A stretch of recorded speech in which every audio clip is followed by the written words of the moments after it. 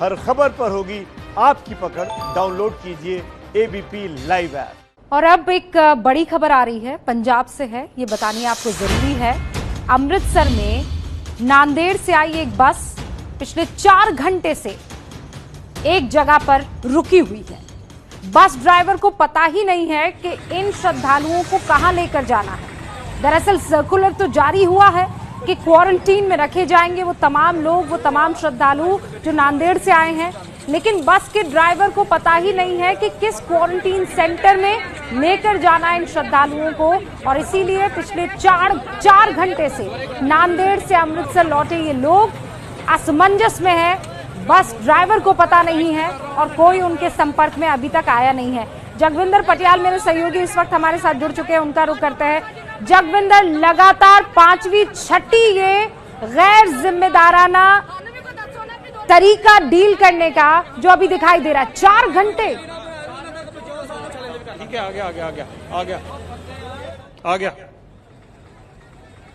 आवाज आ रही मेरी जगविंदर? हाँ जी, आवाज तेज करो, आ गया। जगविंदर, मेरी आवाज आ रही है आप तक? आवाज बढ़ाना बैठ।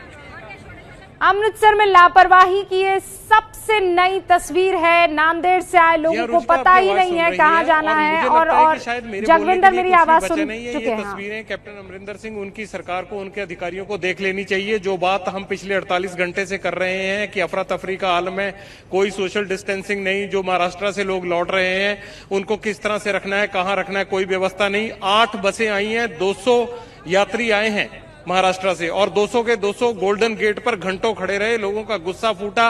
उन्होंने कहा कि हम अच्छे वाले नांदेड़ साहब में थे, इससे अच्छा तो लेके ना आते। हमें जो कहा गया था वो भी नहीं हुआ। ड्राइवर ने कहा 2 घंटे से खड़ा हूं, पैर सूज गए हैं। ये तमाम चीजें कैप्टन अमरिंदर सिंह के अधिकारियों को और सरकार को सुननी चाहिए। आखिरकार फॉरवर्ड प्लानिंग नहीं थी तो जो हम कल से बोल रहे हैं, क्यों इनको इस तरह से लाकर आप कोरोना को और ज्यादा बढ़ाने की कोशिश कर रहे हैं। रूबिका, अब तक पिछले 48 घंटों में जो रिपोर्ट्स आई हैं उसके मुताबिक 37 कोरोना पॉजिटिव अब तक हो चुके हैं। कल 342 था टोटल पंजाब का आंकड़ा और आज 377 पहुंच गया है। और इसमें 37 जो है 9 जिलों में जो नांदेड़ साहब से आए हुए वो श्रद्धालु हैं जो पिछले 1.5 महीने से, कोई महीने से वहां पर फंसा हुआ था। रूबिका, नहीं तो ये क्या कंफ्यूजन क्या है जगविंदर?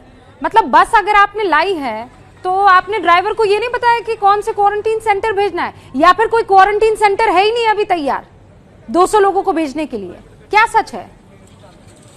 मैडम रूबिका, किसी को कुछ नहीं पता क्या करना है। मैं कल से फॉरवर्ड प्लानिंग यही कह रहा हूं कि जब महाराष्ट्र से बसें चली हैं तो यहां क्या इंतजाम है, कैप्टन अमरिंदर सिंह की सरकार को यह तय करना चाहिए था, अधिकारियों को यह तय करना चाहिए था। आज 8 बसें दरवाजे पर आकर खड़ी हो गई और लोग चिल्लाने लगे, 2 घंटे तक कोई नहीं आया। इसका मतलब ये है कि प्लानिंग पुअर है। लोगों को बुलाया जा रहा है। आप देखिए किस तरह से भीड़ लगी है, आदमी पे आदमी चढ़ा जा रहा है और कहा यह जा रहा है कि हम कोरोना की लड़ाई में सबसे आगे हैं। मिशन फतेह का एक और सबूत देख लीजिए। कदम दर कदम पंजाब में लापरवाही होती जा रही है और केसेस इसीलिए बढ़ रहे हैं। कल से देख लीजिए कितने केस बढ़ गए हैं। मुझे ये लगता है कि शायद जो एक किलिंग इंस्टिंक्ट, एक विल पावर होनी चाहिए इस चीज से लड़ने के लिए, फॉरवर्ड प्लानिंग के लिए, उसकी बहुत बड़ी कमी नजर आ रही है। अब किसी को तो आगे आके कहना पड़ेगा ना कि ये सब तमाम गलतियां कदम दर कदम क्यों हो रही हैं और इसका कहीं सिलसिला खत्म होगा भी या नहीं। आखिर क्यों इसकी जवाबदेही तय नहीं हो रही है कि बार बार रोज हर 2 घंटे बाद कोई ना कोई गलती हो रही है। लोग परेशान हैं। क्वारंटीन सेंटर का इंतजाम नहीं था तो लोगों को वहां बुलाया क्यों, 8 बसें पहुंचने की थी। और अगर क्वारंटीन सेंटर का इंतजाम था रूबिका, तो उनको लोगों को सीधा बसों में वहां ले जाया क्यों नहीं गया? वो क्यों गोल्डन गेट पे इतनी देरी खड़े रहे? क्या तमाशा बना रखा है, कुछ समझ ही नहीं आ रहा है। अच्छा, अभी क्या आलम क्या है? अभी भी वहां पर वो लोग फंसे हुए हैं जगविंदर? अभी थोड़ी देर एक एक करके बसें प्रशासन जो है 2.5-3 घंटे इंतजार करवाने के बाद उनको एक क्वारंटीन सेंटर की तरफ लेकर गए हैं। अच्छा। अब लोग ये इतराज कर रहे हैं कि इतनी लंबी, इतने घंटे की यात्रा करके आए हैं, हमें तो ये पता ही नहीं था कि अब 14 दिन क्वारंटीन सेंटर में रहना पड़ेगा, जो कल अमरिंदर सिंह ने रात को आदेश जारी किए थे। हाँ। अब वो लोग इसलिए और भन्नाए हुए हैं, वो और गुस्सा निकाल रहे हैं, हमें अंधेरे में रखा वरना हम हजूर साहब से ही ना आते। तो इस तरह की तमाम चीजें आ रही हैं, लेकिन ये गफलत का माहौल, जो बात आप कह रहे हैं फॉरवर्ड प्लानिंग, उसकी कोई गुंजाइश सरकार के अंदर दिखाई तो नहीं दे रही है। जगविंदर, बहुत बहुत शुक्रिया।